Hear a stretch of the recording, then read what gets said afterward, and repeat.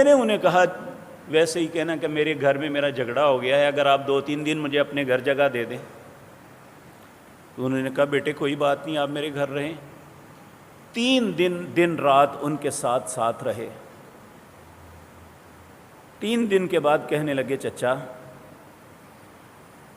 میں ایک مقصد کے لیے آیا تھا، میرے گھر میں کوئی جھگڑا نہیں۔ 3 دن رسول اللہ صلی اللہ علیہ وسلم یہ فرماتے رہے کہ ابھی ایک شخص آئے گا وہ جنتی ہے۔ جب بھی اس وقت کوئی آیا وہ آپ تھے۔